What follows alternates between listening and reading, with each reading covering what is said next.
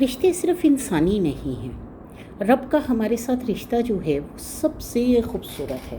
یعنی اتنا خوبصورت رشتہ جس میں ہمیں اپنا آپ اللہ کے حوالے کر دینے میں کوئی شرم نہیں، کوئی آر نہیں، کوئی کچھ نہیں، اس لیے کہ ہم رب کے بنائے ہوئے ہیں اور رب ہی کی طرف رجوع کرنے میں ہماری نجات ہے، رب کی طرف ہی رجوع کرنے میں ہمارا سارا جو انسانی مقام ہے، انسان کی شان ہے، وہ چھپی ہوئی ہے۔ لیکن اکثر یہ ہوتا ہے کہ ہم لوگ اللہ کی طرف سے سارے دروازے بند کر لیتے ہیں، ہم سمجھتے ہیں کہ بس اب ہم نے گناہ کر لیا، اب ہمیں اللہ معاف نہیں کرے گا، تو پھر ہم تھوڑے سے اور تھوڑا سا اور تھوڑا سا اور کرتے کرتے کرتے کرتے اللہ تعالیٰ سے بالکل پیچھے ہو جاتے ہیں۔ بہت غلط بات ہے، بہت غلط بات ہے اگر ہم اپنے رب کو اپنی زندگی میں شامل نہیں کرتے۔ وہ لوگ بھی جو کہ گناہ کرتے رہ جاتے ہیں ہم لوگوں کی طرح، ہم لوگ جیسے گناہ کرتے جاتے ہیں اور سمجھتے نہیں ہیں کہ رب تعالیٰ ہمیں اپنی طرف بلا رہا ہے، اسی طرح سے جب ہم گناہ کرنے لگتے ہیں تو ہمیں سب دروازے بند نہیں کرنے چاہیے، اللہ تعالیٰ کی طرف سے ایک دروازہ کھلا رکھنا چاہیے۔ امام احمد حنبل کی ایک جو ہے میں واقعہ سناتی ہوں۔ وہ کہتے ہیں کہ ایک بار میں ایک راستے پہ چلا جا رہا تھا کہ کیا دیکھتا ہوں ایک ڈاکو لوگوں کو لوٹ رہا ہے۔ اب میں اس کو دیکھتا رہا اور وہاں سے جب میں نکل آیا تو کچھ دنوں بعد مجھے وہی شخص مسجد میں نماز پڑھتا ہوا نظر آیا۔ میں اس کے پاس گیا، میں نے اسے سمجھایا کہ تمہاری یہ کیا نماز ہے کہ خدا کے ساتھ تم اپنا معاملہ جو ہے وہ درست ہی نہیں کرتے،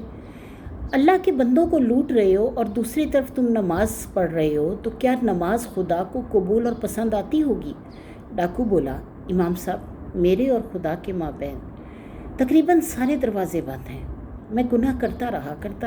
رہا لیکن نماز نہیں چھوڑتا، اس لیے نہیں چھوڑتا کہ میں چاہتا ہوں کہ میرا ایک دروازہ اللہ کے ساتھ کھلا رہے۔ اب کیا ہوا کہ کافی عرصہ گزر گیا اس بات کو، کافی عرصے بعد میں حج پر گیا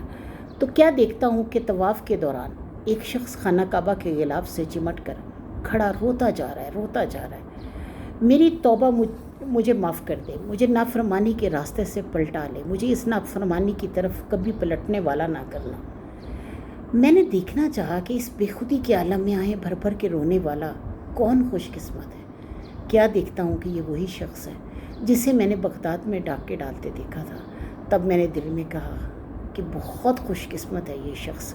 جس نے اللہ کی طرف جانے والے سب دروازے بند نہیں کیے۔ اللہ مہربان تھا، جب اس کی آس تھی کہ اللہ کسی نہ کسی دروازے سے میں اللہ کے ساتھ ملاقات کے لیے ایک دروازہ کھلا رکھوں، چاہے سب بند ہو جائیں، تو اللہ مجھے کسی ایک دروازے سے پکڑ کر اپنے پاس بلا لے گا اور وہ تمام راستے جو کہ گناہ کی طرف جاتے ہیں وہ ختم کر دے گا۔ اللہ مہربان ہے جس نے وہ سبھی دروازے آخر کھول ڈالے، تو چاہے کیسے بھی برے حالات ہوں، چاہے کیسے بھی گناہ گار ہوں، اللہ کے ساتھ اپنے دروازے بند مت کیجیے۔ جتنے دروازے کھلے رکھ سکتے ہو کھلے رکھیے۔ انہیں کھلے رکھنے کے لیے شیطان کے مقابلے پر مسلسل زور مارنا ہوگا،